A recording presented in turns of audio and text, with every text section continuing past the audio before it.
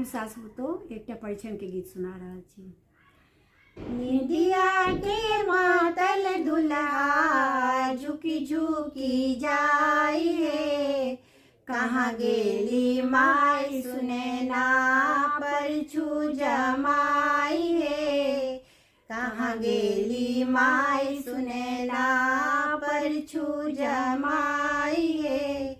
निंदिया के मातल दुल्हा झुकी झुकी जाई है, कहाँ गेली माई सुने ना परछू जमाई है, कहाँ गेली माई सुने ना परछू जमाई है। का चाही बास केरा डल बाबू नाई है, का चाही बास केरा डल बाबू नाई है। चानन काजर लय परछू जमाई है, चानन काजर लय परछू जमाई है। जेहने हमर धिया तेहने जमाई है, जेहने हमर धिया तेहने जमाई है। दुल्हा के देखी देखी नैना जुड़ाई है, दुल्हा के देखी देखी नैना जुड़ाई है।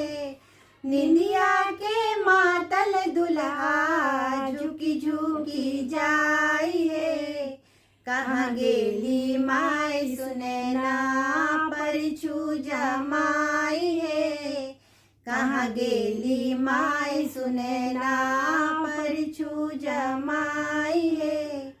सोने के कलसिया में कलश भराई है, सोने के कलसिया में कलश भराई है।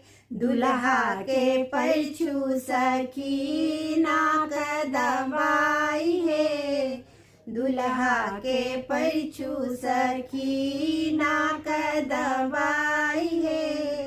निदिया के मातल दुल्हा झुकी झुकी जाई है, कहाँ गेली माई सुने ना परछू जमाई है, कहाँ गेली माई सुने ना परछू जमाई है, कहाँ गेली माई सुने ना परछू जमाई है। धन्यवाद।